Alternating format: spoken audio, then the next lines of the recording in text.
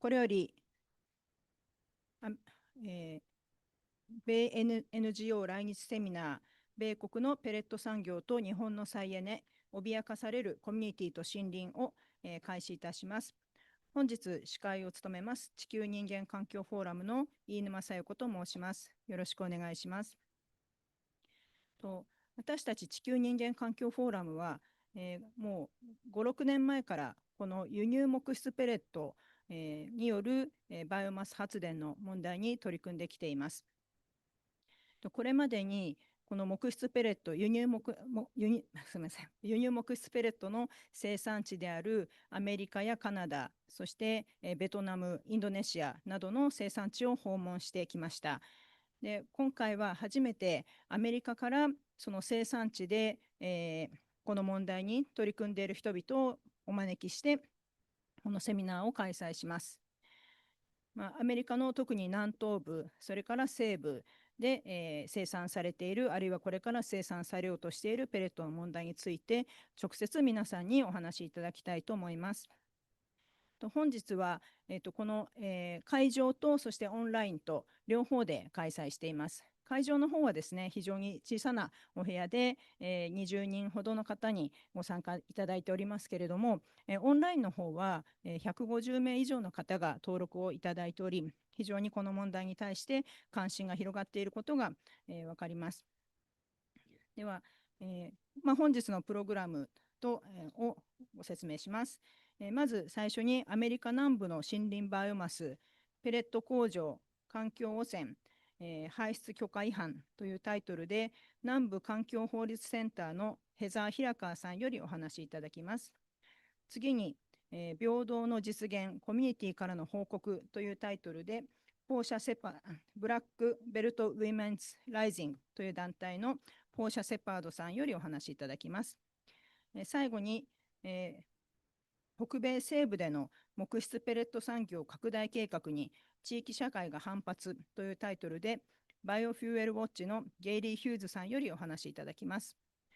ご質問やコメント等は、3人の方のご発表が終わった最後にまとめてお受けしますので、最後の方に質問は置いておいてください。本日の主催団体は地球人間環境フォーラム、共催はアメリカの NGO マイティアース、それから協力団体としてウータン森と生活を考える会と、NPO 法人バイオマス産業社会ネットワークの方にご協力いただいております。最初にほんの少し、私の方から木質バイオマスのフィット木質バイオマス発電の、状態についてご説明したいと思います。このフィット木質バイオマス発電というのは、再生可能エネルギー固定価格買取制度、ごめんなさい。固定価格買取制度という2012年に始まった制度により、始まりました。でこの、燃料の約7割が輸入木質バイオマス、輸入バイオマスによって占められています。この円グラフの、オレンジ色の部分ですね、一般木質と言われる部分、これがの約半分が木材を原料とする木質ペレット、残りの半分が PKS という、パームヤシの種の殻によって占められています。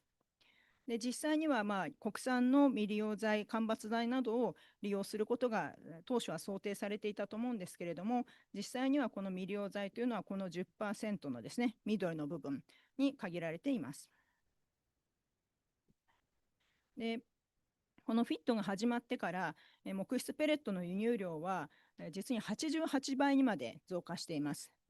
でその中で、アメリカからの輸入というのは、この数年でですね急増してきておりまして、2021年まではほとんど統計上もごくわずかだったんですけれども、2022年から増え始めまして、去年と一昨年は、120万トンあるいは110万トンと100万トンを超える量に増えました。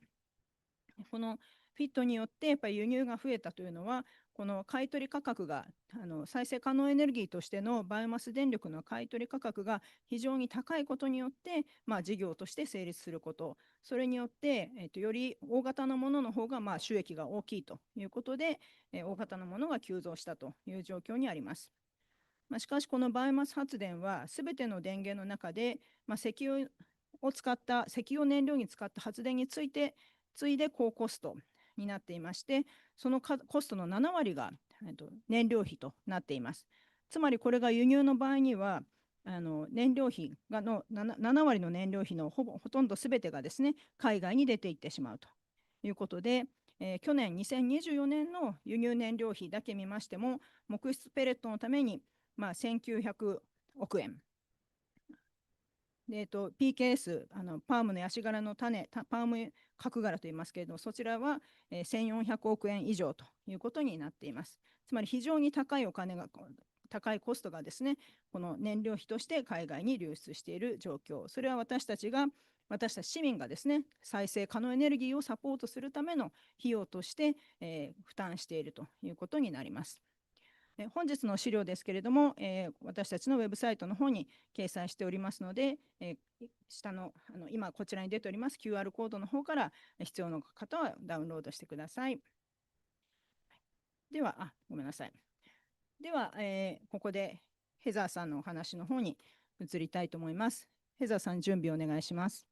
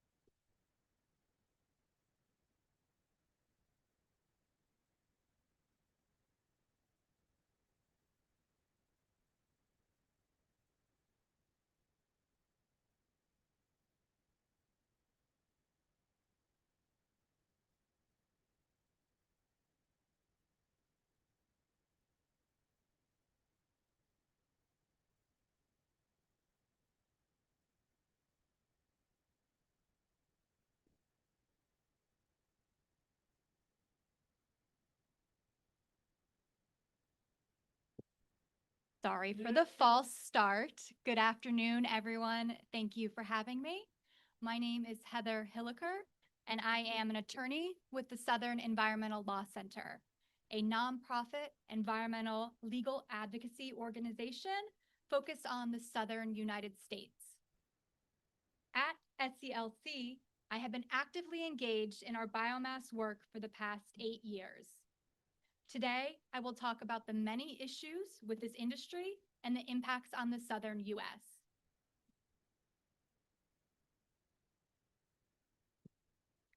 First, a quick overview of the forest biomass supply chain. In this process, trees are harvested from southern forests. They are dried and compressed into wood pellets at industrial facilities, and then they are shipped overseas to be burned for electricity in large power plants.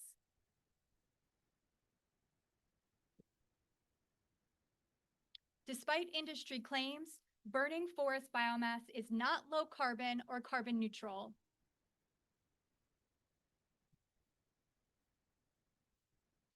This slide shows a comparison of the CO2 emissions from coal, natural gas, and wood pellets.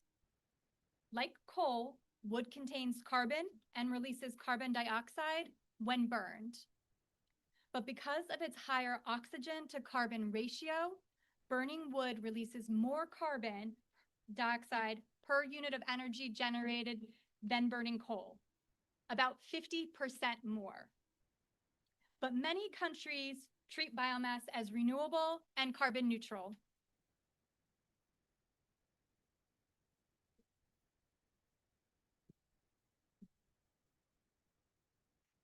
While both biomass and fossil fuels emit large amounts of CO2, unlike fossil fuels, emissions from burning biomass are not reported nor accounted for in the energy sector accounts of the country where the biomass is consumed. This discrepancy creates a false impression that burning biomass has zero emissions compared to fossil fuels. Biomass emissions are instead supposed to be counted in the land sector for the country where the biomass is logged. But emissions in the land sector are not broken down to show specific emission sources. It only shows the overall change in forest cover from all causes, further masking biomass's climate impact. Countries like Japan use this loophole to justify reliance on biomass as renewable. The significant emissions occurring in Japan from burning the biomass is ignored, and the responsibility for the emissions is shifted to the US, a country that lacks any cap or limitation on its carbon emissions.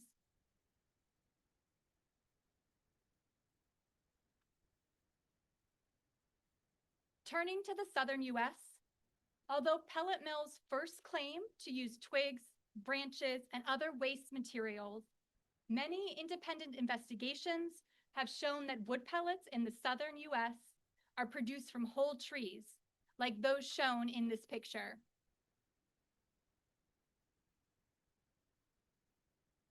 Here are two of Enviva's pellet mills with thousands of trees waiting to become pellets. Enviva is the world's largest producer of wood pellets. On the left is Enviva's mill in Mississippi, which was constructed for the stated purpose of supplying Japanese markets. And on the right is Enviva's mill in South Carolina, which was acquired along with 5 contracts to supply pellets to Japanese companies.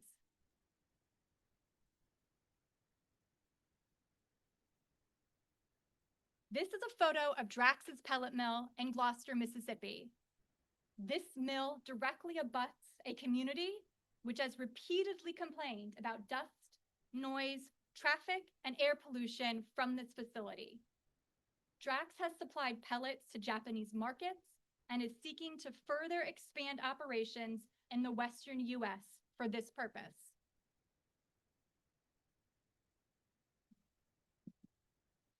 Fram Renewable Fuels owns and operates 4 pellet mills in the southern state of Georgia. On the left is a picture of a rail car loaded with larger trees going into Hazelhurst wood pellets. And on the right is a log pile outside Telfair Forest Products.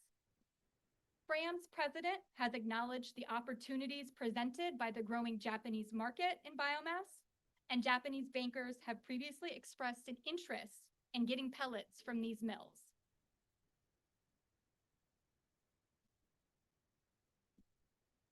This is a map of the current pellet export capacity in the southern US. The yellow dots show 27 pellet mills currently operating, while the red dots show an additional 6 that have received permits to construct or are under construction, as well as several more being contemplated. The circles around each mill is where the mill gets most of their wood, and the green shaded area is the North American coastal plain, which is a global biodiversity hotspot. As you can see, the pellet mills are clustered along the biodiversity hotspot, creating further harm to these imperiled ecosystems.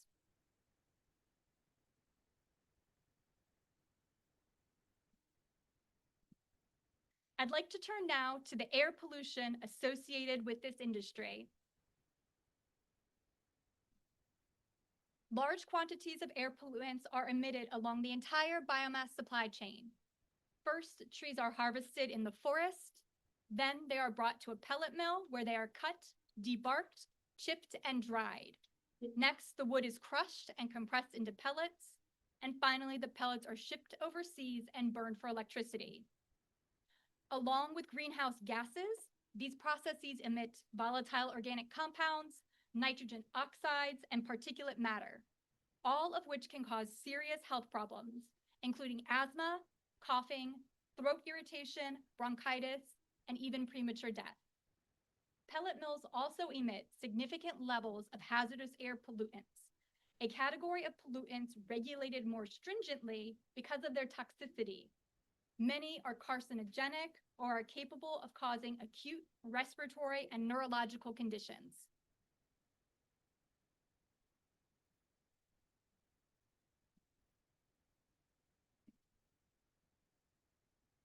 Wood pellet mills in the US generally need an air quality permit under the Federal Clean Air Act. These permits set limits on the amount of pollution that the pellet mill is allowed to emit. facilities can either be classified as a major or minor source, depending on how much it will emit. Major sources must undergo more stringent permitting and generally have to install additional pollution control technologies. Many companies try to evade being classified as a major source to avoid these additional requirements. When you have an industry that is relatively new, permits are issued based on a company's estimates as to what its emissions will be. If these permits lack strict emissions testing and requirements, then violations of a facility's emissions limits can go unnoticed and unenforced for many years. This, unfortunately, is exactly what happened with pellet mills in the South.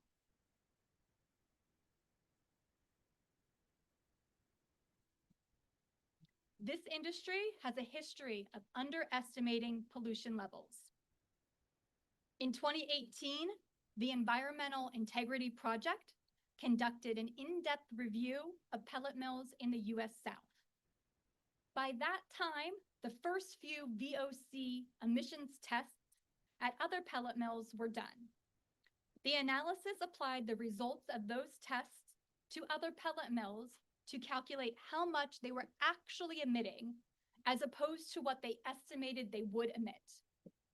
This analysis concluded that over 50% of existing wood pellet mills were operating illegally by evading proper permitting for major sources or exceeding emissions limits. It also discovered an alarming number of fires and explosions at these pellet mills.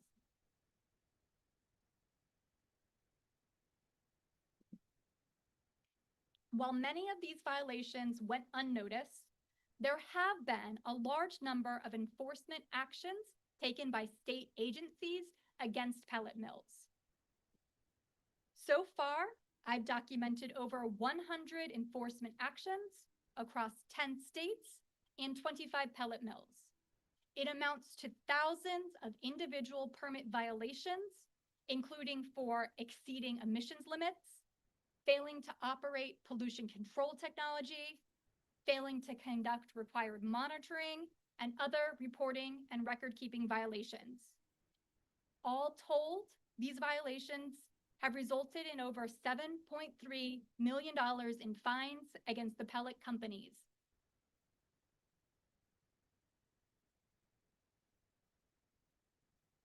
One of the most egregious examples of these violations is Drax's pellet mill in Gloucester, Mississippi. This is a photo of a small neighborhood in Gloucester called Blackman Hole. This neighborhood directly abuts Drax's pellet mill. You can see the huge piles of sawdust and chips looming in the background of the photo. This community has been complaining for years about the health impacts of daily exposure to illegal levels of air pollution and excess dust coming from Drax's pellet mill. This pellet mill has received multiple fines over the last 5 years for emitting illegal levels of both VOCs and hazardous air pollutants.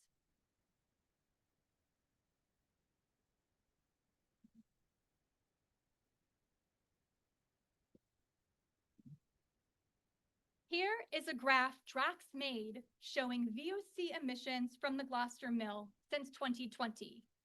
The blue bars are the VOC emissions, and the red horizontal line is Drax's emissions limit. Anything above that red line is an illegal emissions. As you can see, Drax's Gloucester mill emitted nearly 4 times the legal limit. And this started from the time the facility first started operating in 2016. That's 7 years of excess emissions being pumped into the air around the Gloucester community. These violations went on for so long because Drax underestimated its VOC emissions when it first sought a permit in 2012. And the state agency did not require Drax to test emissions to verify their estimates. Instead, in 2017, an NGO wrote a letter to the state and Drax alleging that based on the results of testing at another pellet mill, the Gloucester mill was likely emitting nearly 1,000 tons of VOCs. Even after this notification, it took 2 years for Drax to admit to these emissions levels and another 3 years before it came into compliance. It was only after being fined and required to install pollution controls that Drax's emissions started to decline. The state of Mississippi fined Drax $2.5 million for these violations, and the neighboring state of Louisiana followed suit with an additional $3.2 million in fines for the same violations at Drax's other 2 pellet mills.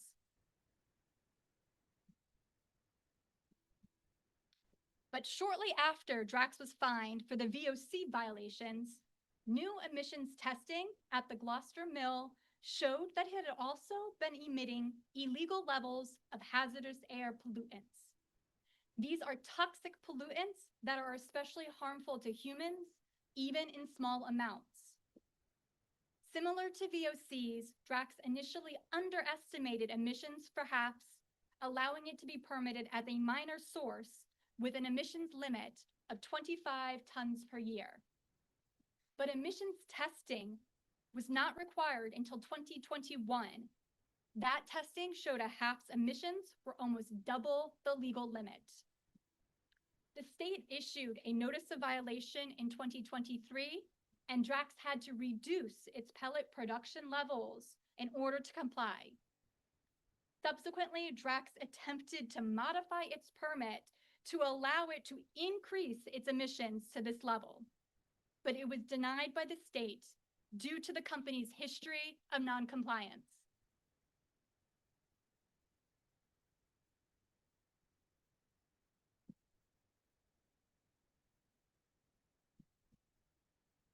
When the state fails to enforce on violation, citizens can step in and sue.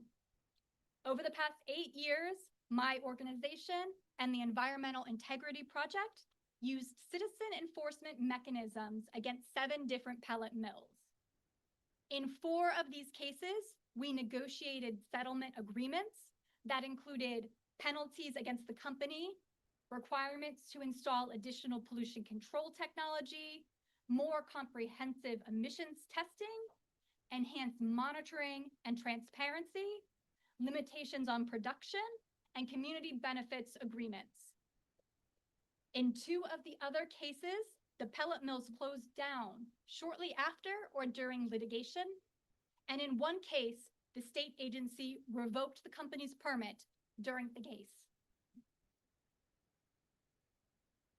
In addition to environmental violations, wood pellet mills in the South have also had issues with violations of worker safety laws. I've calculated at least 22 violations of these laws since 2013, resulting in nearly $415,000 in fines.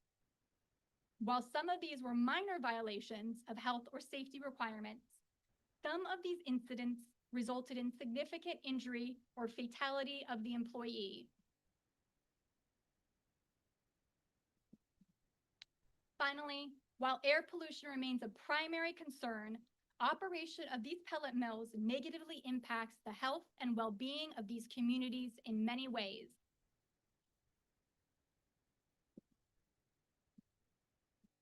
In 2024, SELC and partners developed a survey to measure the quality of life impacts of households within 3.2 kilometers of 5 pellet mills, all operated by either Enviva or Drax.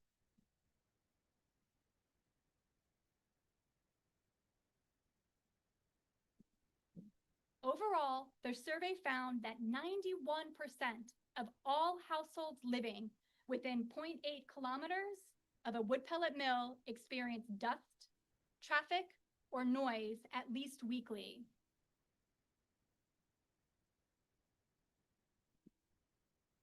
Dust was the most commonly reported negative impact of the pellet mills. Exposure to dust particles can cause or exacerbate many respiratory issues.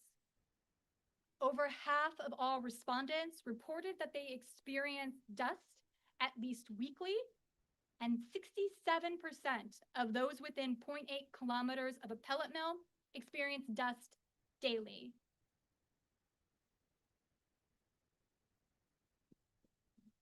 People living around pellet mills also experience constant noise, which they describe as loud booms, grinding noise, and banging that sounds like thunder.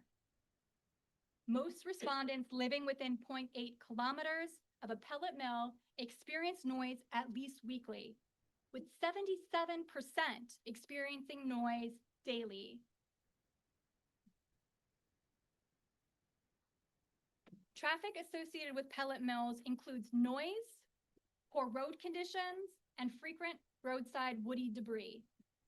Over half of all respondents experience these traffic issues at least weekly, and 67% of those living within 0.8 kilometers of a pellet mill experience traffic daily.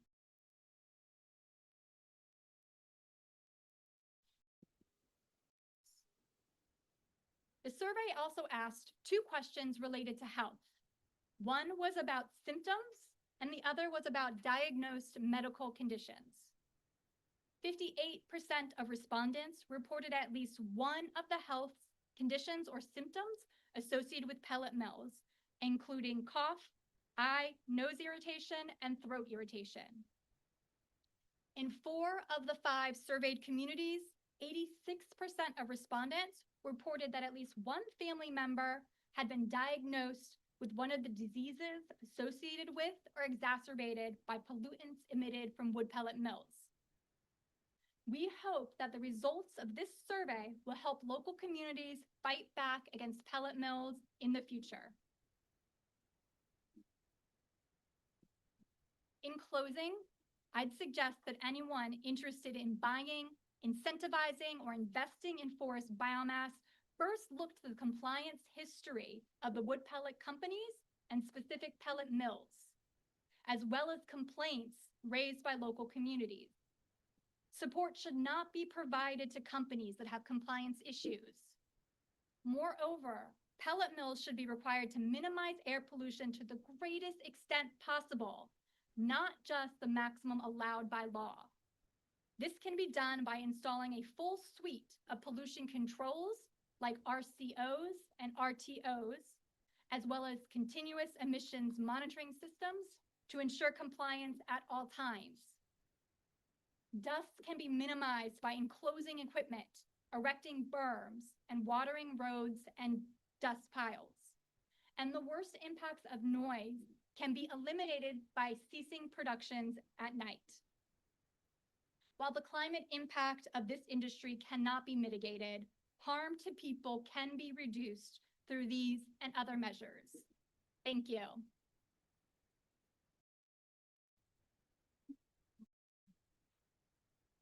ヘザーさん、どうもありがとうございました。じゃあ、ポーシャさん、次の準備をお願いします。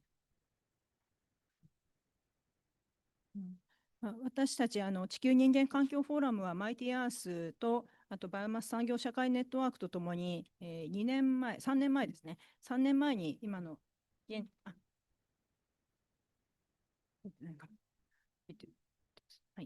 3年前に現地を訪問しました。でそこで多くのコミュニティの方からですね、こういった健康被害の問題を聞くことができて、またそのバイオマスペレット産業の非常な大きさに非常に驚きました。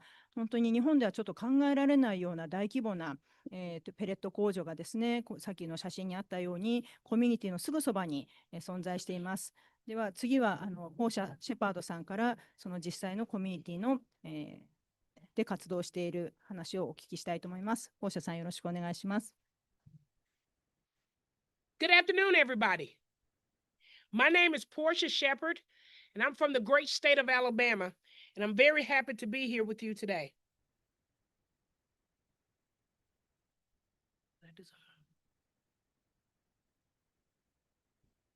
Sorry. Oh, wait. I can just use that. Okay. For those of you who are interested in credentials, these are mine. And so, but I am definitely happy to be here and definitely excited about the work that we've done at Black Belt Women Rising.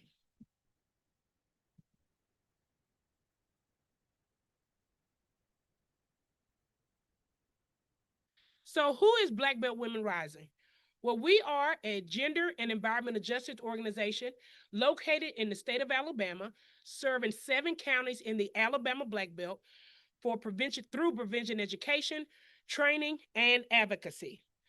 We lead environmental advocacy to protect clean air, water, and land right here at home. At home. A lot of our work as it relates to prevention education and training has stemmed from meetings to hosting seminars, to hosting trainings, to talking to the community, and also talking to local leaders as well as national leaders and now international leaders such as you.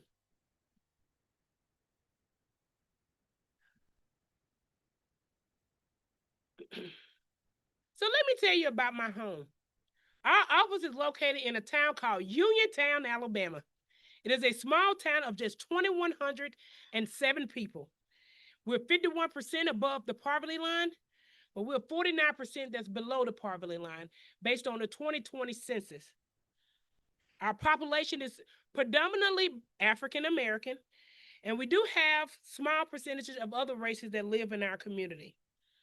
Our community has also been plagued with environmental injustices, which means that this is a community that a lot of people overlook due to environmental disaster that has happened in their area.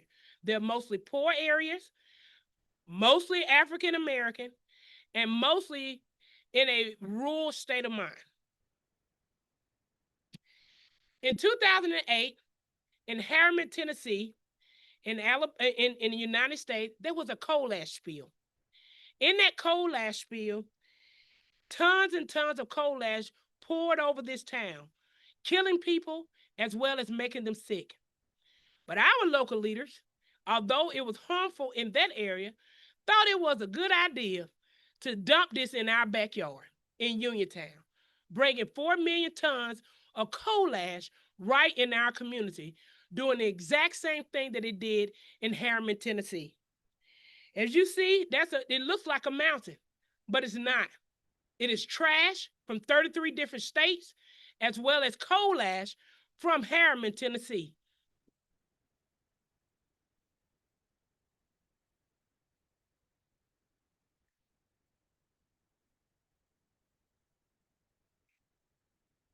Right next door to our area, there are 2 facilities, one that is open, one that is built,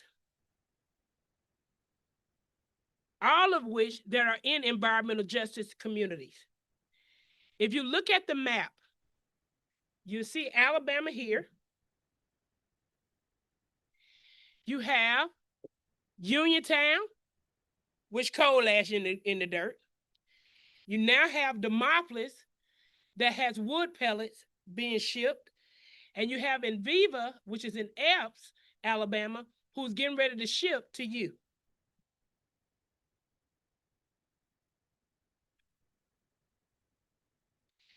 All of these communities are within a 35-mile radius of each other, all of which are different in nature, different in leadership, as well as different in the way that companies approach them.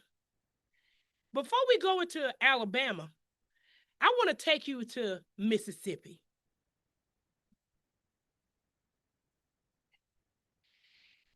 Earlier, Heather told you about Gloucester, Mississippi. Gloucester, Mississippi is a town of 897 residents. These residents, as you saw earlier, live right next door to a wood pellet facility who is poisoning them. They have sicknesses. They have all kinds of health issues as well as breathing issues. And they're predominantly African American as well. I want to introduce you to Dr. Martin. Dr. Christy Martin has an organization called Greater Greener Gloucester.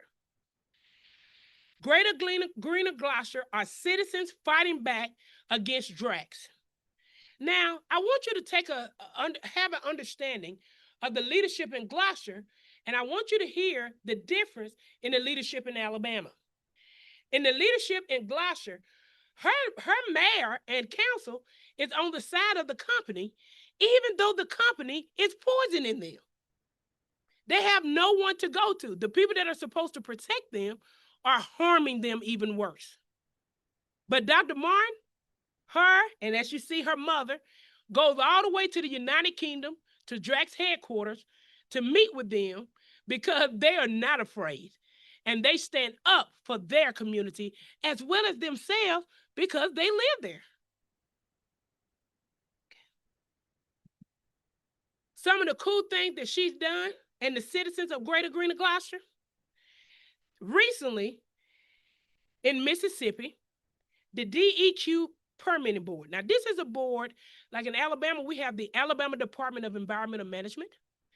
There they have the Mississippi DEQ Permitting Board that give permissions to, like Heather was telling you earlier, these are state regulators.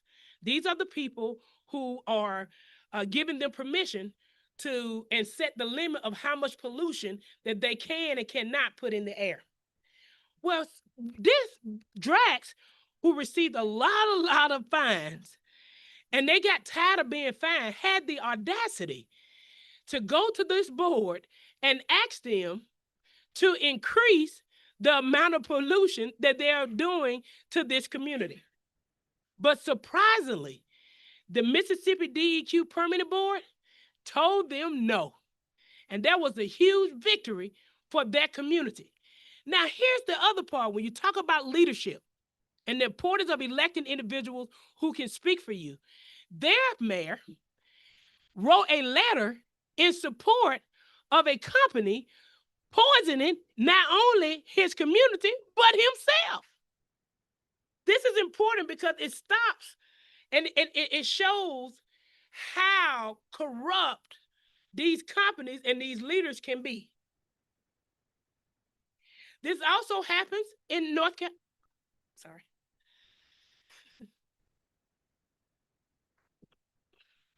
Okay. This also happens in North Carolina. I want to read a quote from Ms. Alkin.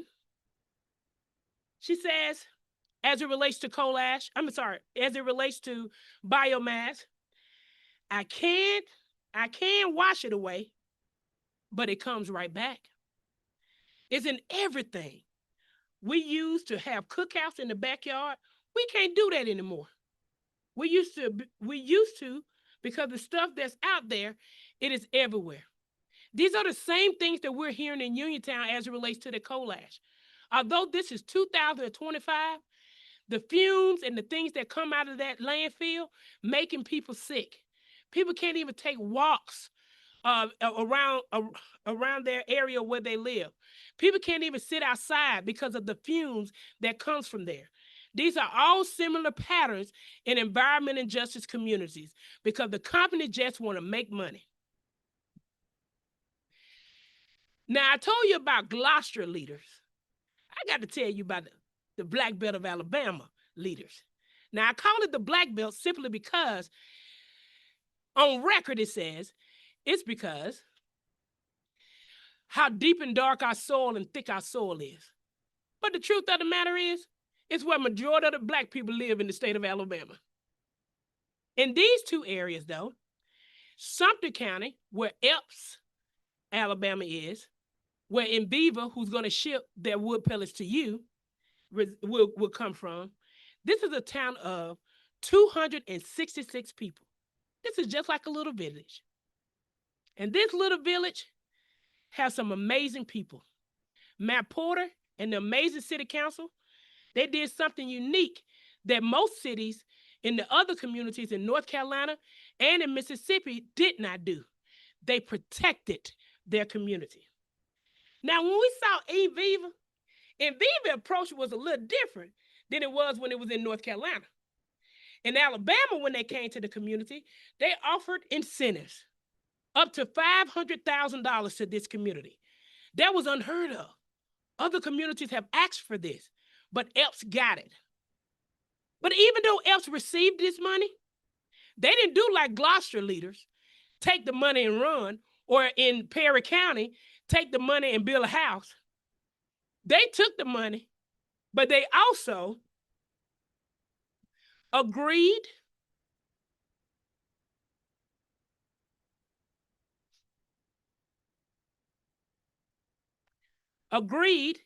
to a baseline study. One of the reasons that Uniontown never got justice is because when the coal ash came in, they had no record of what the air quality was like before the coal ash got into town. So we can say, and we sing, like my Uncle Sonny and different people who lived around the landfill, they were dying. We can see it happening, but there was no evidence to prove it. I did not want this to happen to another community. Although I do not live in ELPS, it's right next door, and I could not let another company come into the Black Belt and take advantage of them. So I went to the town council, and I asked them, and I told them about Gloucester, Mississippi, and what was happening in North Carolina. And I told them that I didn't want them to end up like them. And so I introduced them to the Brown University Community North Lab. Even though they're in Rhode Island, they have a piece of their college in Jackson, Mississippi. The Community North Lab has already begun pre-testing because the council approved it. And so now this city has baseline study. So before Enviva opens in ELPS, they would have the evidence to show what their air quality was like before versus what it would be like once that plant opened. And you know what happened? Enviva has delayed. Hey, Enviva, they have delayed opening up because I truly believe that they're getting their house in order. That means that they are putting things in place to ensure that this community will be served correctly. Enviva has a long history of doubling production, and plants like ELPS will be built for your demand.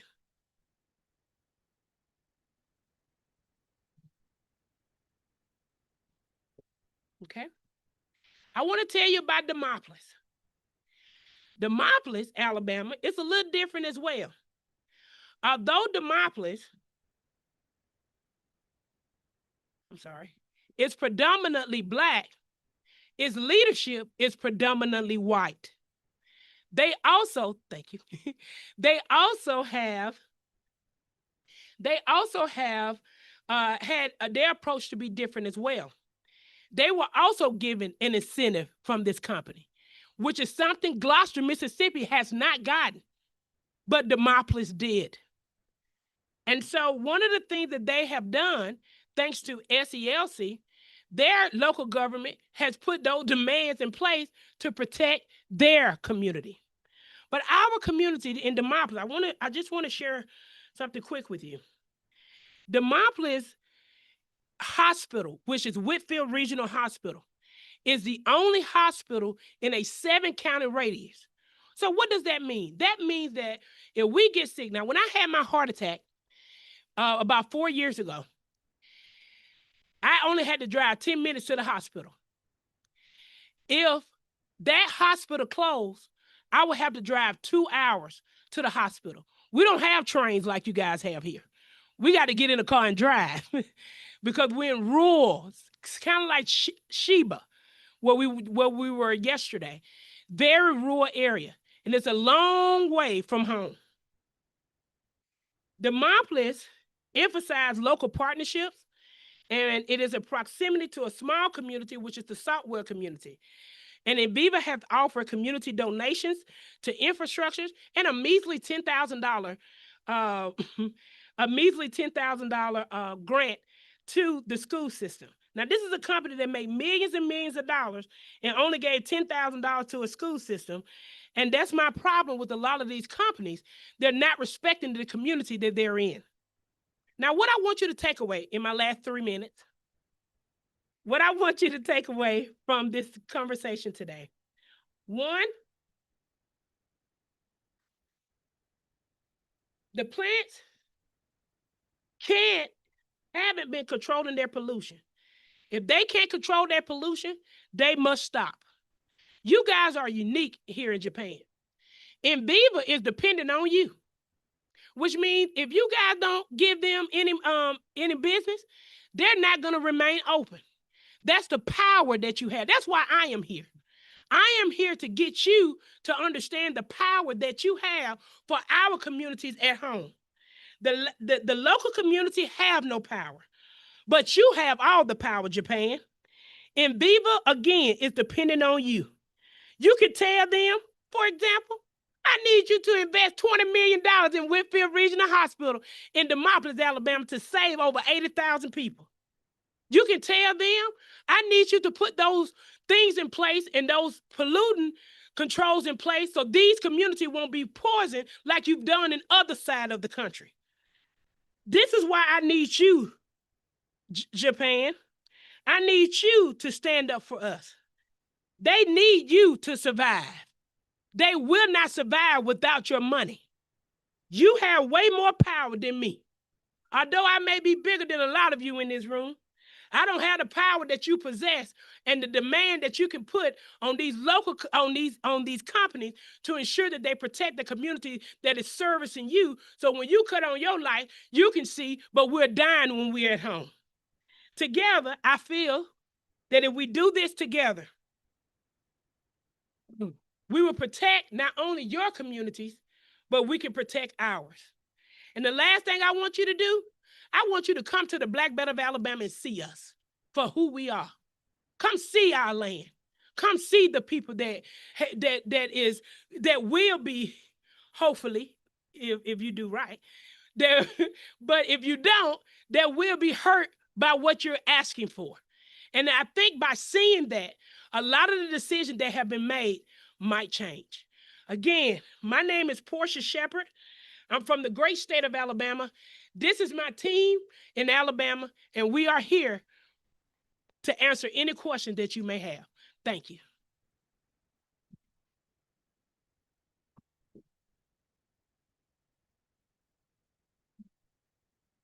放射さん、非常にパワフルなプレゼンテーションありがとうございました。そうですね、では次はゲイリー・ヒューズさんから、ちょっとお話の、場所が変わります。次はアメリカ西部のお話になります。これまでのお二人の主に南東部に関しての、お話についての質問、コメント等はぜひお手元にメモをしておいて、忘れないように最後まで取っておいてください。はい、準備いかがでしょうか。非常にそうですね、本当に南東部のコミュニティ、私たちが行ったときはですね、そのペレット工場の近くに車を止めて、車から降りると、本当にその粉塵がもう降ってくるのが体で感じられるんですよね。まつげとか目にその粉塵の細かいのが降ってきて、目を開けているのがちょっと目がもうチクチクしてしまうような感じで、それを毎日そこに住んでる人々はそれを毎日吸って暮らしている。それが本当に毎日生活のすべてにそれが降り注いでくると思うと非常に恐ろしいという状況でした。それが私たちの再エネの原料になっているということをぜひ心に留めていただきたいと思います。はい、じゃあゲリーさんどうぞよろしくお願いします。My name is Gary Hughes. I work as a co-director with the international organization Biofuel Watch. It is an honor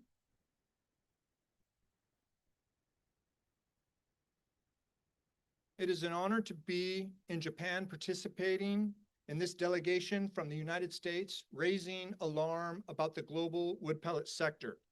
Please excuse my lack of Japanese. I greatly appreciate your patience. Background on Biofuel Watch. We are a small international research and advocacy organization focused on addressing environmental and social impacts from industrial bioenergy. Biofuel Watch has a strong presence in the United Kingdom and has worked for years to reverse the characterization of biomass energy as being renewable, slowly but surely chipping away at the UK government's support for the United Kingdom energy giant Drax, whose thermoelectric plant in Yorkshire, England, is the largest burner of biomass in the world. Biofuel Watch works with a Cut Carbon Not Forest Coalition, bringing together groups from the United States and the United Kingdom. This is very important for our organization to be here now with partners from the US Southeast, exposing the social and environmental harms of the global wood pellet sector is a high-level campaign objective for Biofuel Watch. We are highly attentive to the governance issues and the imperative of holding wood pellet manufacturers like Drax and Enviva accountable. Biofuel Watch worked closely with partners in British Columbia to investigate how Drax has been using wood from rare forests to make wood pellets. The majority of wood pellets produced in British Columbia are exported to Japan.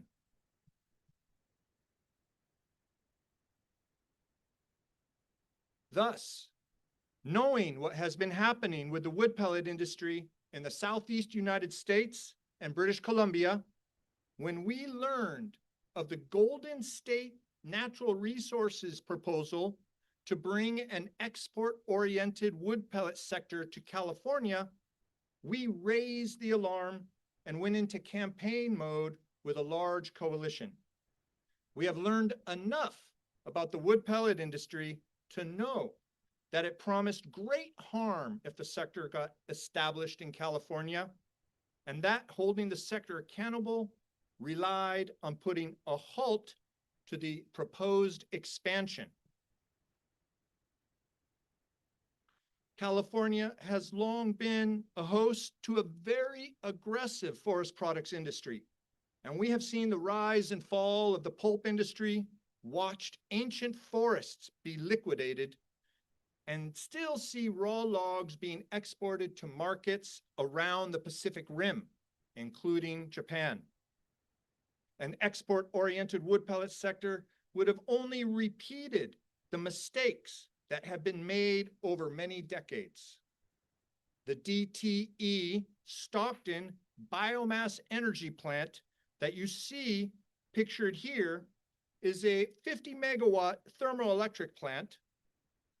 It used to burn coal, but now it burns biomass from forestry and agricultural operations, and it is notoriously very dirty.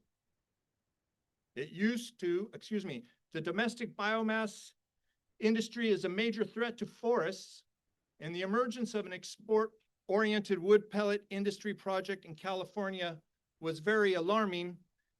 It is important to recognize that Stockton is one of the most pollution-burdened communities in California.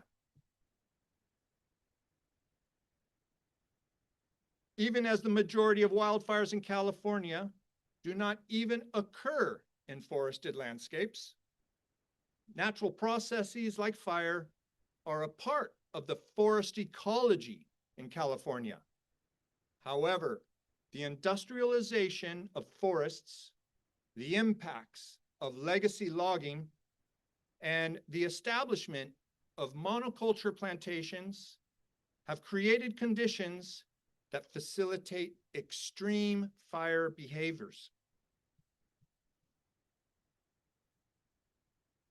Particularly damaging to our forests is the timber industry practice of logging after wildfires, so-called salvage logging. There is nothing more damaging to a forest ecosystem than logging after fire. It is into this context that the Golden State Natural Resources Wood Pellet Export Project emerged in late 2022 with an initiation of the project environmental review process. Golden State Natural Resources made public statements about their negotiation with buyers in Japan and the United Kingdom for offtake of their product. It was clear that Drax was involved behind the scenes.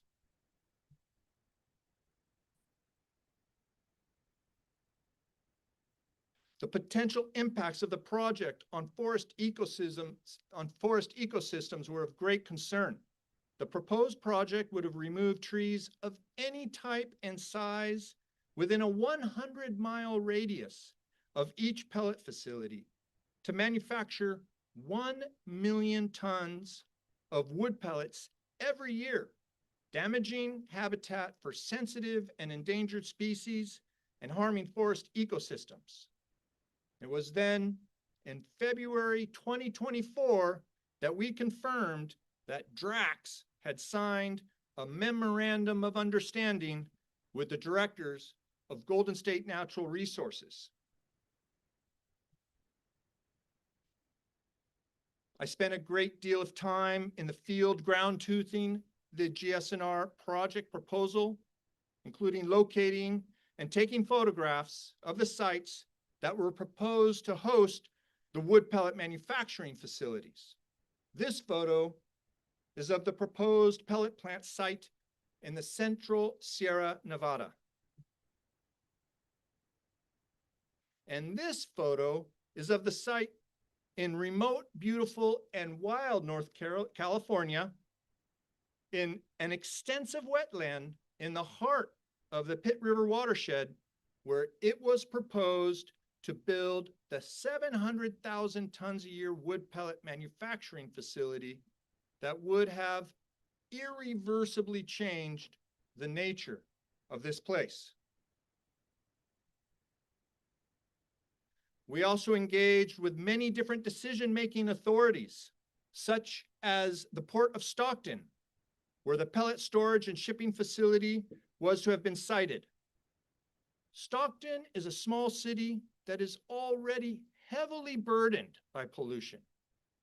Stockton would have been negatively impacted by the Golden State Natural Resources wood pellet export project.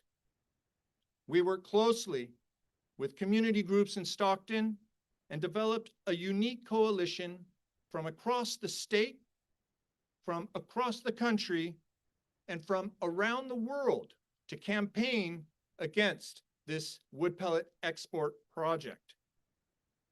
In a stunning development, in June of this year, before GSNR even moved forward with the final stages of their project environmental review, the wood pellet export project was abandoned by its proponents. Now our attention is turning to supporting partners in Washington state, on the Pacific coast, north of California, where Drax is proposing to site and build a wood pellet plant for export of wood pellets to global markets. Drax has already been fined for starting construction without having adequate permits. The future of their project is currently uncertain, with a vibrant local and regional campaign emerging to keep the wood pellet industry out of Washington state too. That's where I get to say arigato.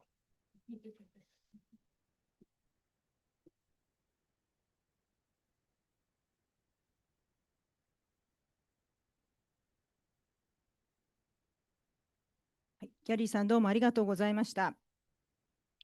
では、お三方からの、発表がすべて終了したところで、これから、質疑応答の時間に入りたいと思います。もしご質問のある方、ご質問のある方は、オンラインの方は、まずこの Q&A のところにですね、Q&A はまだ今のところ1件しか入っていませんが、Q&A のところにお書きください。そして会場からの方はぜひ挙手していただいて、ご質問、コメントいただければと思います。では、まず会場の方、どなたかご質問ある方いらっしゃいませんでしょうか。じゃあ、はい、ともりさんどうぞ。最初にお名前とご所属ある方はぜひお願いします。バイオマス産業社会ネットワークのとまりです。3人の方々、どうも非常に貴重なお話ありがとうございました。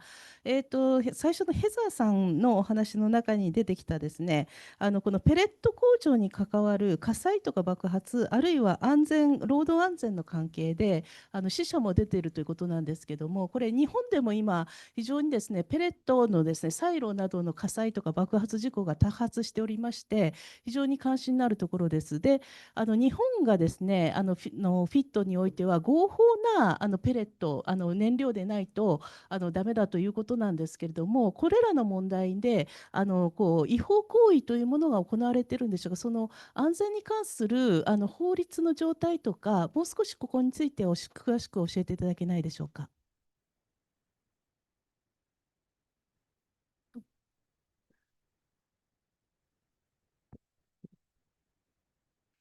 Thank you for your question.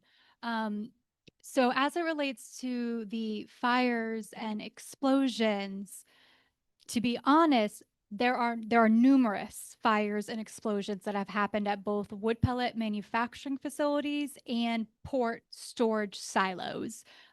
Wood, when stacked and left together, naturally heats up and off gases and can spontaneously combust.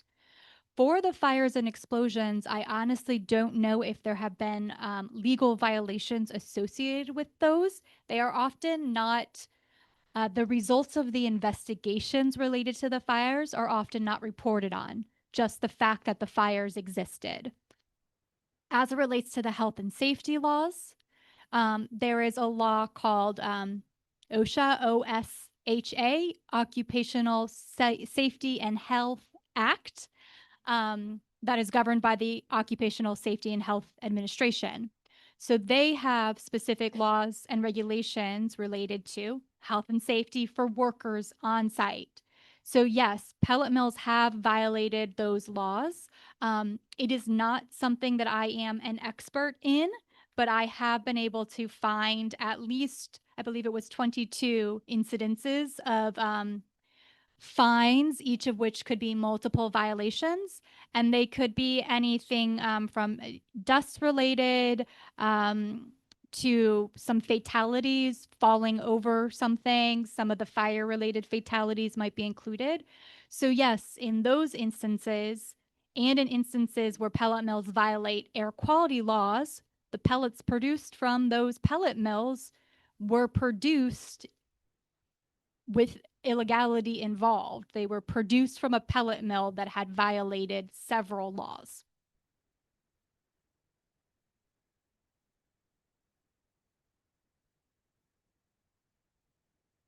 はい、ありがとうございます。すいません。じゃあ次の質問、会場からもう一方手が挙がって、今手挙げる。すいません。じゃあ、はい、清水さんですかね。どうぞ。日本に関連する2つの質問です。1つは、そのドラッグ社などに日本企業からのインベストメント何%ぐらいあるとか、株式投資がどうなっているのかっていう、それを少し知りたいという点と、日本に持ってきたその木質ペレットを燃やしている工場、どんな工場が、その具体的な企業名を教えてください。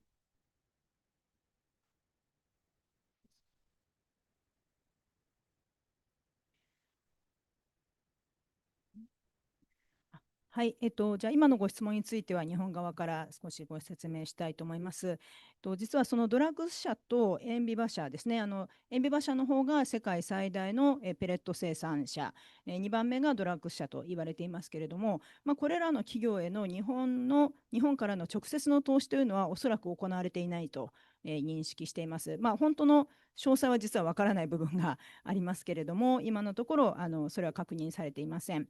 で、日本で、購入している企業の側なんですけれども、以前、その塩ビ馬車が日本のどのような商社と契約しているかということは、実は塩ビ馬車のホームページに掲載されておりました。で、その時点では、住友商事、三菱商事、住友林業、伊藤忠商事とか丸紅とかですね、そういった、いわゆる大手商社が契約を持っていたんですけれども、その後さまざまな活動が現地の方でもありまして、今現在は塩ビ馬車のホームページからそのようなデータはもう消されていまして、現時点での契約がどうなっているかということはもうはっきりとは分かりません。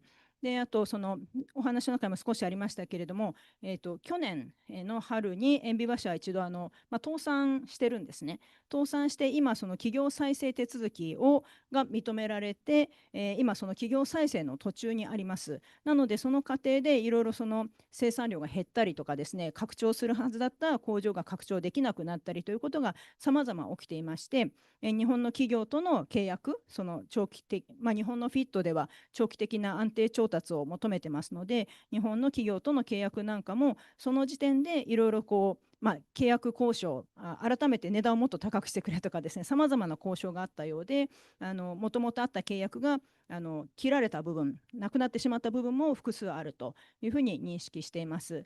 おそらくけれど、先挙げたようないくつかの大手商社さんですね、おそらく今も何らかの関わりを持っていると思われますし、あとドラッグス社の方はそこまではっきりと塩ビ馬車のようにはっきりとその契約先を公表するということはしていないんですけれども、それでも、いわゆる大手の商社さんですねはおおむねドラッグス社さんとの契約を持っているというふうに考えられています。で、これらのペレットがどこで燃やされているかというのがですね、これが分かれば先ほどのお話にあったような実際にその生産地の方では人権侵害、その健康被害が実際にたくさん起きているわけですね。じゃあそれがどこの工場で、日本のどこのバイオマス発電所で燃やされているかというのが非常に重要になってくるんですけれども、これは今のところこの情報は公開がきちんとされていません。経産省さんは今そのトレーサビリティ、これは補助金をもらってやってることですから、トレーサビリティを確認しなさいというふうには言ってますけれども、これを公開しなさいとは言っていないので、情報公開を情報公開はやっぱり見るってそのペレット工場ですね。ペレット工場までの情報公開というのは全く求められていませんし、その生産国がどこかっていうのもはっきり公表しなくていいようなことになっています。なのでやっぱりこういった情報がきちんと公開されること、補助金を使っている以上きちんとこういった情報が公開されて、実際に被害を受けているところ、違法な行為が行われているところはどこなのかということがきちんとつながって見えればですね、ここから買うのはやめた方がいいということを事業者も判断できるし、我々消費者、あるいは我々賦課金をサポートしている我々市民自身もこういった電気は買いたくないと、そういったことを言えると思うんですけども、今その部分がブラックボックスになっているためにそれができないという状況にあります。すいません、ちょっと長くなりました。はい、じゃあすいません、次の後ろの方どうぞ。宇田川と申します。今日大変有益なお話を伺えてありがとうございました。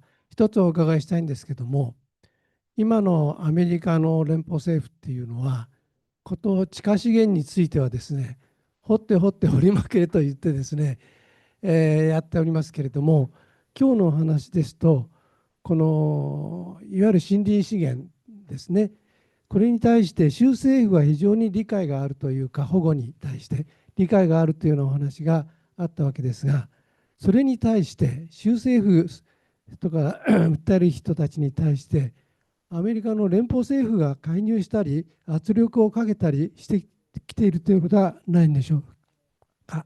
それがお聞きしたいんでよろしくお願いいたします。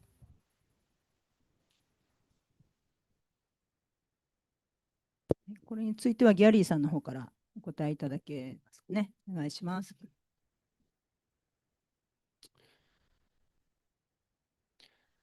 It's a very good question considering the current political climate in the United States.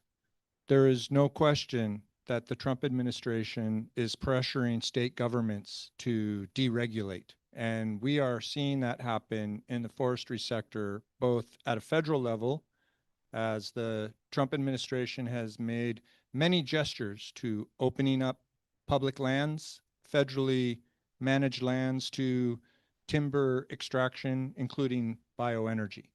So that is definitely a major part of the risk in the United States right now.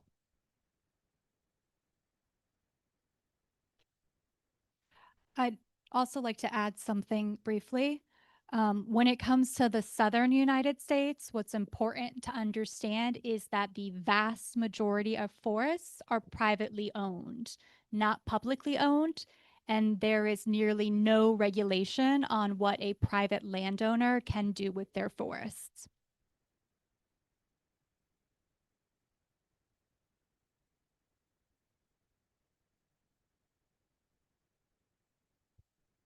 はい、ありがとうございます。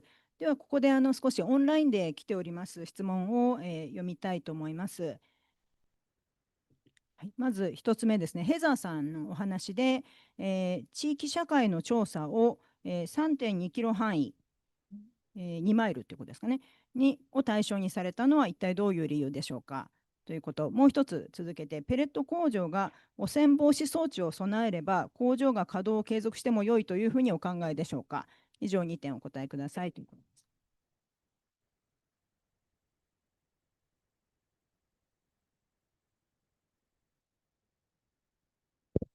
Thank you. As to the survey, we selected 2 miles for a few reasons. Part of it was resources. The survey was being conducted by a group of NGOs with limited capacity and resources. To do a statistically adequate survey, we were told a certain percentage of the population that we should try to survey. And so we decided to use 2 miles as a reasonable and manageable location around each facility. But also we knew from experience, from talking with the community members, that the closer you get to the facility, the bigger the impacts. So we felt that 2 miles was sufficient to start gathering this information. And we made sure that the survey respondents identified whether they were within a half a mile, 1 mile, or 2 miles, so that we could separate the data and see who had the worst impacts. And as we assumed, the closer you get to the facility, the worse the impacts. But we did still find significant impacts at 2 miles.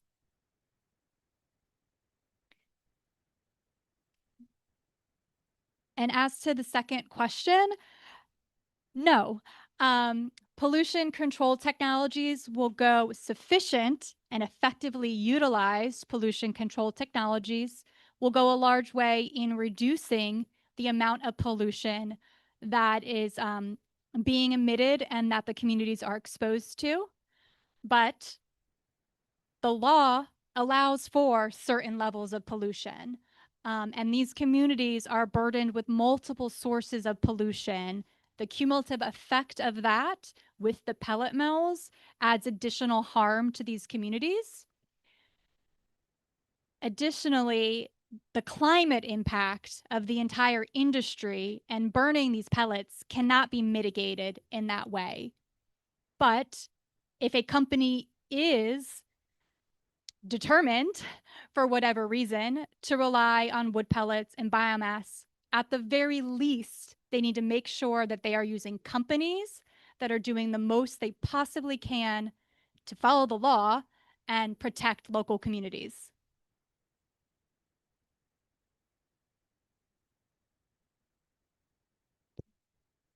はい、ありがとうございます。続いてもうあといくつか、オンラインでのご質問が来ております。フリージャーナリストの加藤さんという方から、今回の来日での活動を教えてください。環境省などの、官庁や企業などを訪問されるのでしょうか。そうであれば、その内容と反応成果などがあれば教えてくださいということなんですけれども、これは私の方からちょっとご説明しますと、今回の来日ではですね、実はその経産省さんと林野庁さん、それから、金融機関ですね、バイオマス発電所に、融資をしている金融機関と、あと国会議員、立憲民主党の国会議員と面談の予定が入っておりますが、明日ですね、そのすべてが明日に集中してしまいまして、ちょっとこれまでのところまだそれらの面談は実施されておりませんので、まだその反応をお伝えすることはできませんけれども、はい、これまでもカナダとかインドネシアからですね、そういった NGO の方を、生産地のNGO の方をお呼びしたときは、大体そういった、経産省さん、林野庁さんとか議員の方にもお会いいただいておりますけれども、おおむね経産省さん、林野庁さんからの反応の最初はですね、やはり自国の政府に言ってくださいというのが最初の反応になりやすいというのがあります。やはりその自国の問題だけではやっぱりサプライチェーンの上流から下流にですね、やっぱりその今ビジネスと人権という面でもやっぱりそのユーザー側、消費者側はやっぱり上流のことまできちんと理解して問題を起こさないようなものをちゃんと調達するということが今大きな問題課題になっていて、経産省さん自身もビジネスと人権ということを非常に強調されておられますので、今回はぜひそういったあたりをもう考えて一緒に課題解決に取り組んでいただければと期待しています。Do you have any comment about that? If you have any comment? Is that right? じゃあ、はい、すいません。次の質問に行きたいと思います。ですね、すいません、飛ばしとかな。はい、バイオマス発電は、原料となる森林の面積を変化させないという前提でもカーボンニュートラルとはならないと考えていますかという質問です。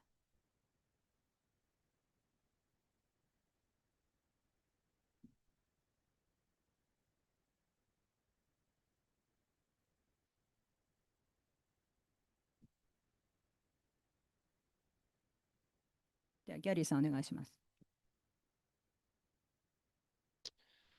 Unfortunately, there's an erroneous assumption in the question in that there is no question but that the acquiring a feedstock from forest ecosystems results in a reduction of forest cover. That is one of our primary concerns when it comes to forest conservation in the face of the biomass industry.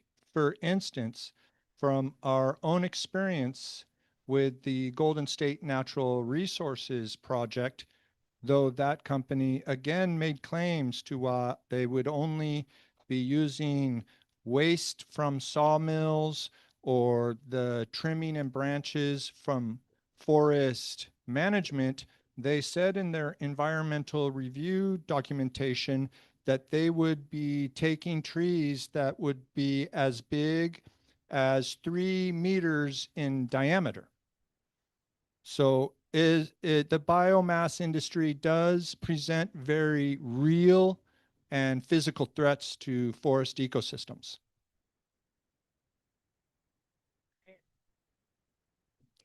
If I could add a few more comments as well. First, as Gary spoke of, at this time, as it relates to climate change and the climate disaster, we need to be expanding and conserving our existing forests while simultaneously reducing emissions. And reliance on the forest biomass industry is bad on both ends. It impacts our forest and it emits large amounts of CO2. But also, it was not a part of my presentation, but my organization did commission a study from researchers with Clark University in the United States to study the satellite images and forest cover impact from 3 of Enviva's pellet mills in North Carolina and Virginia. And it looked at the sourcing radius around those pellet mills and found that for hardwood forests in that area, which was the predominant source of the pellet mill wood, that for those hardwood forests, the loss of forest cover exceeded growth in the area in the time period that was studied after Enviva started operating. And the pellet companies like to talk about how pellet mill forest harvesting is only a very, very small percentage of all forest harvesting in the US. But by focusing on the US at scale it masks the impacts it is having on local forests. That same analysis concluded using Enviva's own data that of those forests in the sourcing area around their mills, in the region that they were sourcing from, nearly half of the harvested material was going to those 3 pellet mills. And I'm sure we can provide a link to that report if that would be of interest. はい、じゃあ、とまりさんから追加お願いします。ありがとうございます。協力団体のバイオマス産業社会ネットワークなんですけれども、今、実は築地書館というところからですね、この輸入バイオマスの問題についての本を出版しようということで、今、準備して進めておりまして、その中でもですね、このカーボンニュートラルと森林については、かなり複雑なさまざまなですね、切り方というかがあって、ルールもあります。例えば IPCC であるとか、GHG プロトコルであるとか、で今の面積という点で言うとですね、面積と森林蓄積っていうのは分けて考えるべきであり、そして上の部分のですね、木材の部分と土壌中のですねに蓄えられている炭素についても考えるべきであり、あと気候変動をいかにですね止めていくかというか、対策の中でこの森林の資源をどう考えるかっていうことも考えていくっていうかなり複雑な話ですので、今年の終わりもしくは来年の初めぐらいにその本も出版されるので、その本などもまたご参考にしていただければと思います。はい、ありがとうございます。私たちがその現地視察に行った時もですね、その南東部で切られてペレットに実際になった場所、ペレット原材料を調達元となった森林の伐採土地を見たんですけれども、そこの、木材樹木の樹齢はだいたい45年から50年ぐらいありました。その木材、そこにすぐに植林がされたとしてもですね、それが元に戻るのに40年から50年かかってしまうわけですね。でかつ先ほどの話にありましたが、そのアメリカの場合多くのその生産地は土地所有が私有林になっておりますので、その場合再植林というのは必ずしもというか義務付けはないそうです。なのでその後宅地になってしまったり農地になってしまったりということも実際に起きていると。ただそこのトレースもできていませんので、そのペレットを作った跡地が何になったのかというのは結局わからないわけです。経産省さんはそれが農地になった場合はその部分の排出量を全部カウントしなきゃいけないっていうふうに書いてはいますけれども、トレースできないのでそれは誰も確認できないというのが実際の状況になっています。これは日本でも実は同じ日本の国産の木材の場合でも私有林ではそのあたり十分に管理できないというかですね、植林されている面積が実際には少ないということもあります。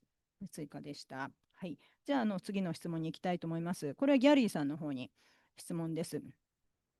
先ほどの森林火災の跡地での伐採、衛星伐採ですね、サルベージロギングが、実際には環境保護的には最悪であるというご説明がありましたけれども、それが一体どういうことなのか、もう少しご説明をお願いしますと。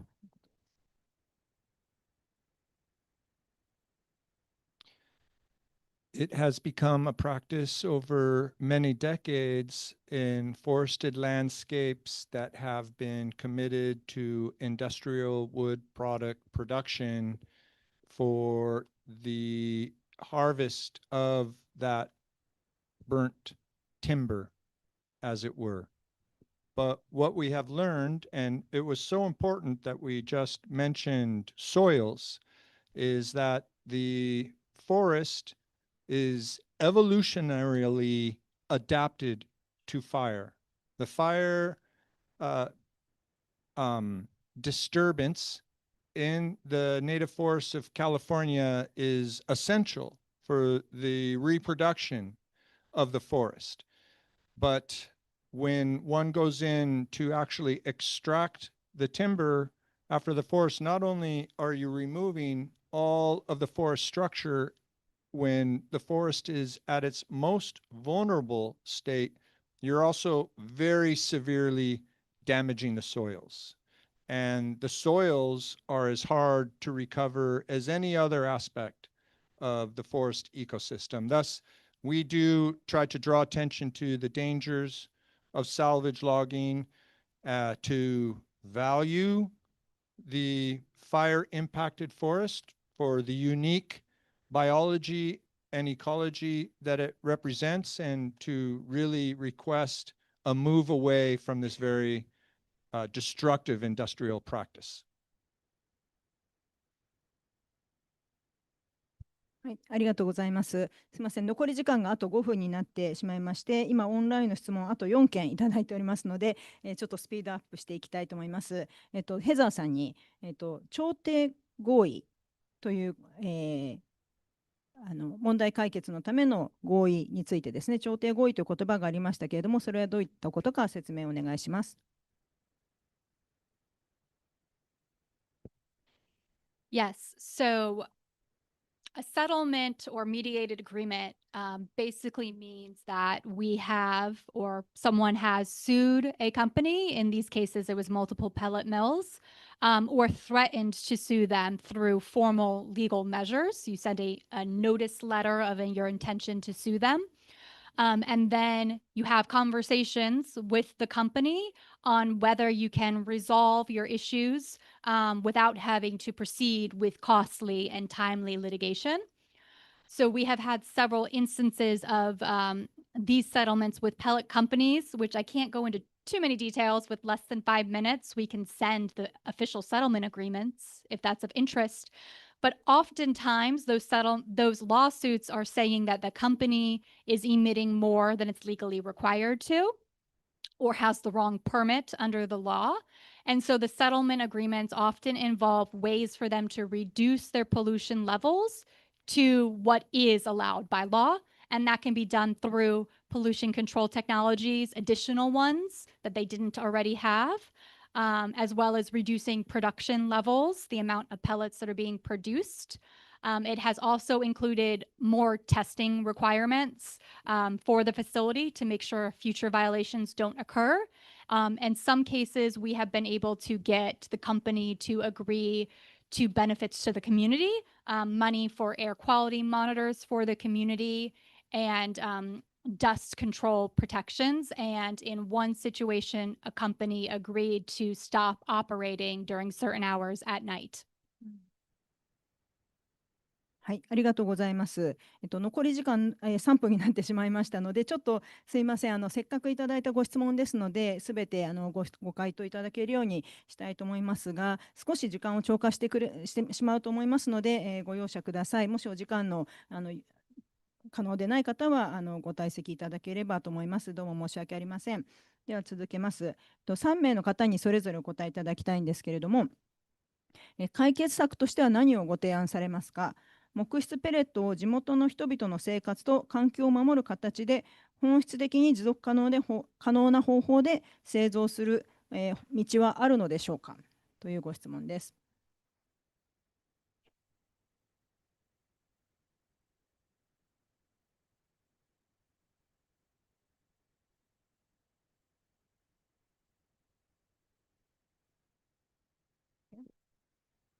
I can start with a very quick answer and just say that the issue that is currently in existence with the export market of wood pellets from the South and the Japanese imports of wood pellets from around the world is the scale.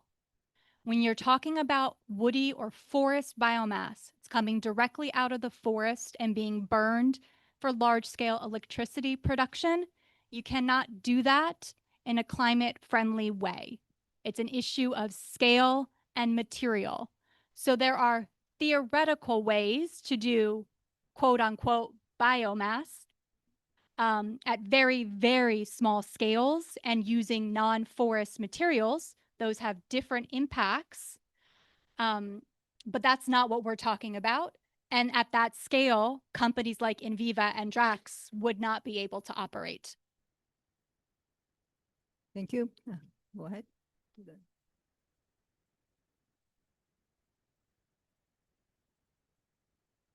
I would just quickly like to add that the dilemma that we're facing really has to do with the ecological limits of our planet and what it means to live in a land-constrained Earth.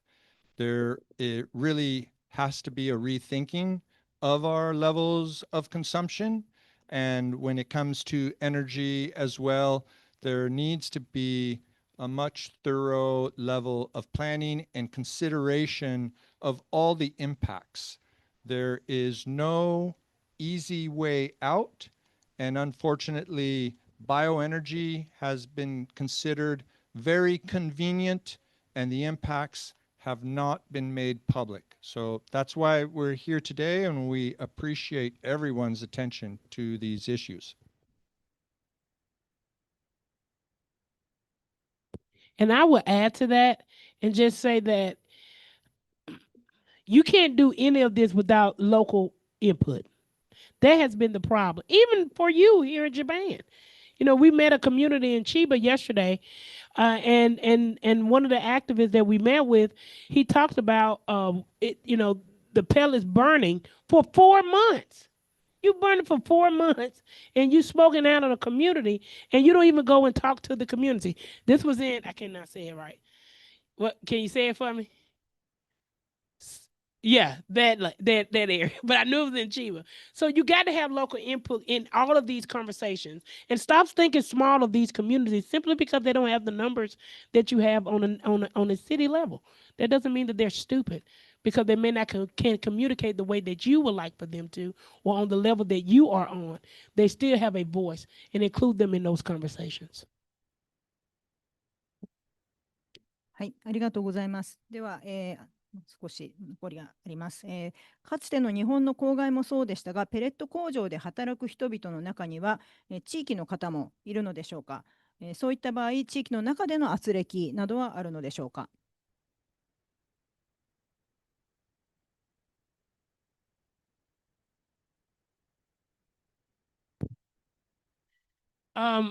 In Gloucester, definitely.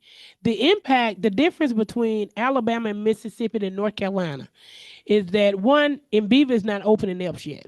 That's number one. Two, even in Demopolis, it's been open a year, but the closest community is about 10 miles away from the actual plant. But being that Gloucester is in his backyard, absolutely they've had a lot of complaints. And then the other part, I will say this, as it relates to Demopolis, we had a local meeting with the community in Demopolis, and the heads of the companies came from Drax, Two River Lumber Company, and those places came to those meetings, as well as local workers. When they entered the room, one of the things that one of the local workers was like, he's not going to sign the paper. Like, he literally threw the paper at us. But by the end of the meeting, he was so impressed with the fact that we were standing up for the community and for the workers that he wanted me to know that he put his name on that paper, simply because of the fact we were trying to let them know that this will be harmful to them and that they need some protections while they're working in that environment. One of the ladies came to me who work at the plant. One of the females that work at the plant, her wife's cancer was in remission. Since she's been working there, her wife's cancer has come back. Her father's cancer has come back. And she's quit that job now, but she contributed her bringing the residue from the plant home around her family, triggered their cancer. So yes, workers are affected as well. And I'm glad whoever asked that question, but thinking about the people who work there as well, they are affected by that. A lot of them see dollars, because you think about it, we're in super rural Alabama. The biggest town is 6,000 people. $32 an hour is a lot of money in our area. Yen wide, that's a lot of money. And you think about an area where jobs are scarce, and they look at this as an opportunity to be able to feed their families, not looking at the health impacts of it. And that's what we have here. That's what we've seen so far. And just to add on to that, Portia covered the health impacts of the people working at the pellet mill. Demopolis, Alabama is somewhat of an oddity. In all of the other communities around pellet mills that I have spoken with, for the most part, they don't know anyone that works at the pellet mill. The pellet company claims that they are using local workers, but that is not what we are hearing. That is not what the local community is expressing. And they are expressing that they are not seeing any type of economic development from those pellet mills. We actually asked a question in the survey about, do you know anyone who works at the pellet mill I think there was one response. We didn't even put it in the report. It might be in the report, but there was only one person out of everyone that was surveyed that said they knew someone who worked at the pellet mill. はい、ありがとうございます。もう一つヘザーさんへの質問なんですけれども、言葉の定義について質問したいと思います。粉塵と騒音とトラフィック、交通ですね、に関して、あなたの調査におけるそれらの定義を教えてくださいと。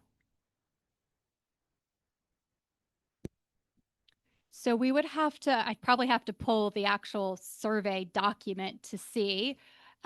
Dust and noise, to be honest, were so obvious to everyone we talked to that we didn't need further explanation.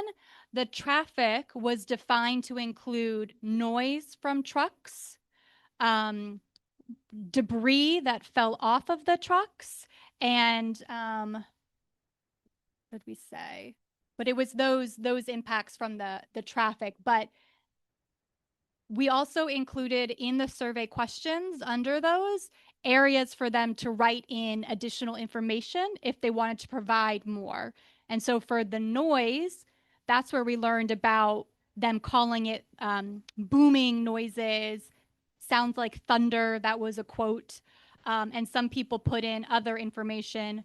One person in North Carolina around an Enviva pellet mill noted that she had to move bedrooms to the opposite side of her house because it was so loud from the pellet mill operating all night.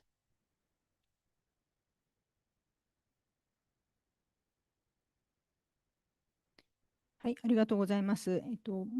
あと2つなんですけども、1つはアメリカ西部での山火事防止のための枯れ木伐採としてバイオマス産業が発展しているようですが、このような産業は問題ないでしょうかという質問をいただいているんですけれども、これは先ほどのギャリーさんの、ご回答でカバーできているかなと。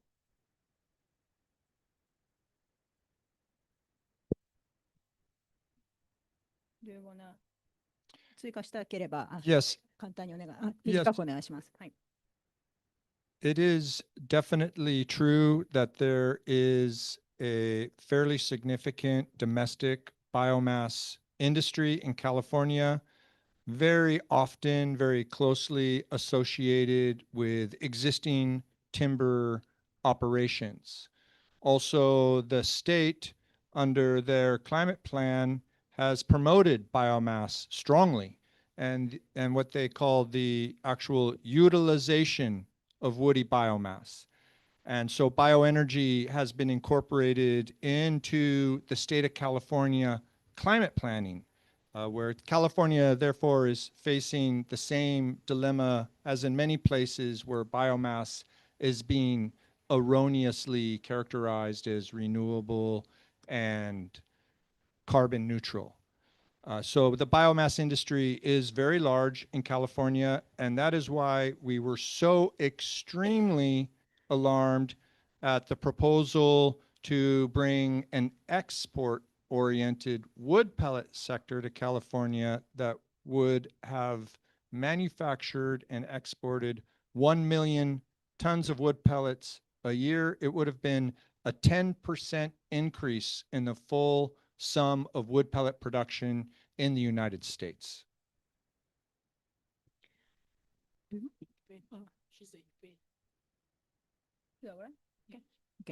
はい、じゃあ、すみません、最後の質問です。現在と未来へのだと思うんですけども、地球への負荷を考えれば、生産活動や、消費活動、私たちの生産や消費をやはり抑制していく、必要があるのではないかと思われますけれども、皆さんはどうお考えでしょうかということです。一言ずつ短くいただければと思います。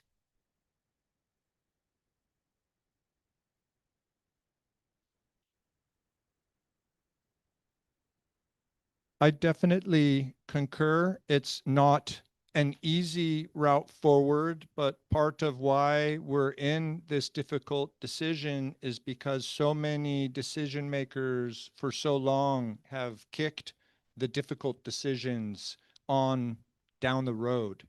And we're seeing that in particular around bioenergy because of the convenience that it offers to decision makers and big companies to simply keep on with business as usual, but with a new product that is only now being understood.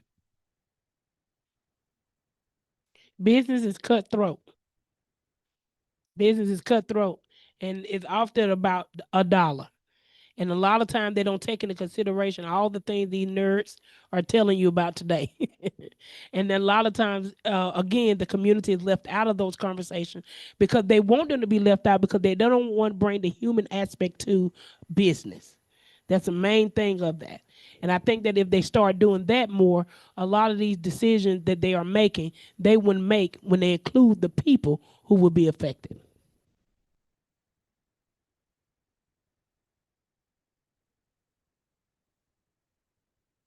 The only thing that I will add to what they said is when we're controlling consumption, which needs to happen, it also includes, the consumption of the wood.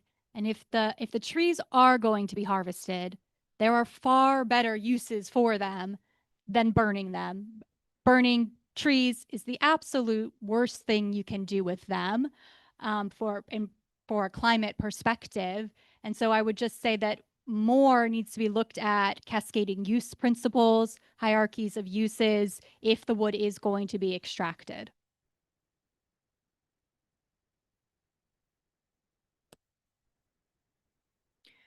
はい、ありがとうございました。